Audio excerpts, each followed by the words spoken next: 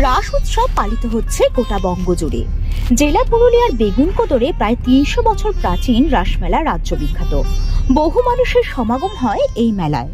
পুরুলিয়া জেলার বেগুনকোদরের রাস জেলায় স্বনামধন্য। বর্ধিষ্ণু গ্রাম হিসেবে পরিচিত কোটশিলা থানার বেগুনকোদর, সেখানেই পালিত হচ্ছে রাস উৎসব। বেগুনকোদর হাই স্কুল ময়দানে শনিবার এই রাস উৎসবের সূচনা হয়। ব্যাপক উৎসাহ ও উদ্দীপনার সাথে শুরু হয় বেগুনকোদরের রাস উৎসব। এখানকার গোপীনাথজির মন্দিরে পুজোর মাধ্যমে শুরু হয় রাসযাত্রা। এই মন্দির ২৫০ বছরেরও বেশি প্রাচীন।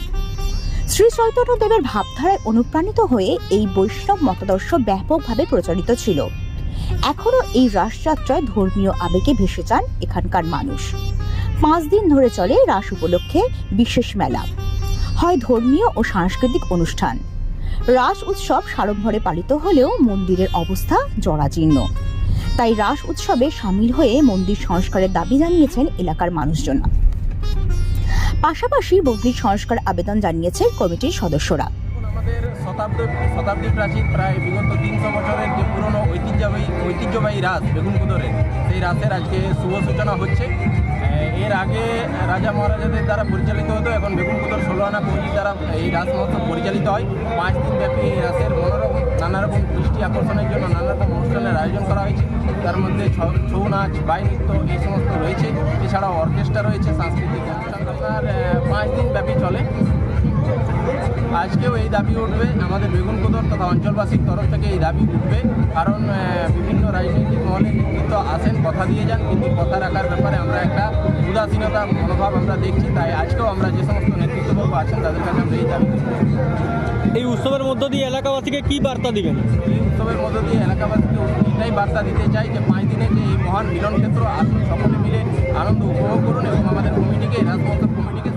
প্রায় ৩০০ বছরের পুরনো এই রাস উৎসব কমিটির মাধ্যমে পালিত হয়। এই উৎসব শুধু জেলা পুরুলিয়া নয়, পার্শ্ববর্তী রাজ্য ঝাড়খণ্ড থেকেও বহু মানুষ এই উৎসবে সামিল হয়। এই রাসের অপেক্ষায় সারাটা বছর অপেক্ষা করে বহু মানুষ। এটা রাজার আমল থেকে প্রায় ৩০০ বছর হইল। আগে রাজার ইয়ার থেকেই হতো, এখন এই কমিটির মাধ্যমে রাস্তা প্রথম দিন এখন এই ঠাকুর গোটা গ্রাম প্রদক্ষিণ করলেন কীর্তন সহ, বাদ্যবাদ্য সহ। তারপরে এই রাত্রিতে প্রতিদিন ঠাকুর বার হন। এখানে ভাগবত পাঠের পর মন্দির ৫ বার পরিক্রমা হয়। বংশীবটায় রাধা গোপীনাথ রাধারানী যান, ওখানে ৫ দিনে পঞ্চ অধ্যায় রাস পাঠ হয়। তাম্বু মানে পানের ভোগ লাগে। আবার ঠাকুরকে নিয়ে আসা হয় মূল মন্দিরে, ওইখানে লাড্ডু ফাড্ডু দিয়ে আরতি করা হয়। আর ঠাকুর আবার মন্দিরে আসে। শেষের দিনে ৫ দিনে যেদিন জাগরণ, গোটা রাত্রি ঠাকুর ওখানেই থাকে। আর বিভিন্ন অনুষ্ঠান কমিটি যা করে। রাস উৎসবের উদ্বোধনে এসেছিলেন পুরুলিয়া জেলা পরিষদের সভাধিপতি নিবেদিতা মাহাতো।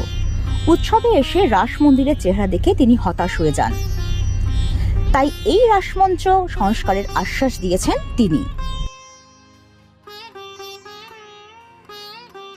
আমি সকলের কাছে, এলাকার মানুষের সবার কাছে অনুরোধ করব, সবাই কমিটিকে সাহায্য করুন এবং রাস মহোৎসবের যে আনন্দ উপভোগ আমরা করতে পারি।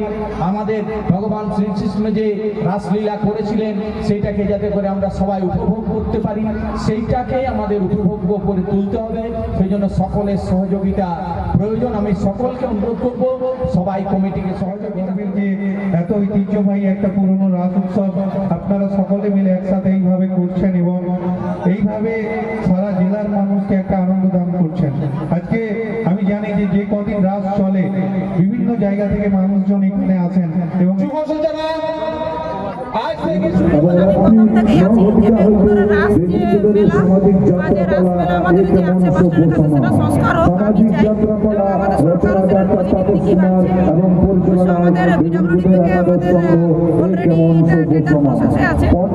আমাদের সন্ধ্যা 6টা থেকে মুক্তি সঙ্গে নিবেদনে হাসি নাটক ও বিচিত্রা অনুষ্ঠান পরিচালনায় রঞ্জন চক্রবর্তী এবং তার সহযোগী রাত্রি ম্যাম সংস্কারটা কোন দপ্তর থেকে হচ্ছে? 10টা পর্যন্ত ক্যারাকো ক্রিকেট অর্কেস্ট্রা রয়েছে পরিচালনায় বিমলপুরি এবং রাত্রি 11টা থেকে জাগরণের দিন অর্থাৎ আপনার কি মনে হয় আগামী বছর রাস উৎসব সূচনার আগে কি কাজ শুরু হবে? দেখুন আশা শেষ হলে আমরা অবশ্যই আশা করতে পারি এবং গভর্নমেন্টের কাছেও বা আমরা জেলার অন্যতম ঐতিহ্যপূর্ণ রাস বেগুনকোদরের রাস উৎসব। বহু মানুষের সমাগম হয় এই রাস উৎসবে। জেলার বিভিন্ন প্রান্তের মানুষ একত্রিত হয় এই মেলায়। এই বছরও ধুমধামের সঙ্গে পালিত হচ্ছে রাস উৎসব।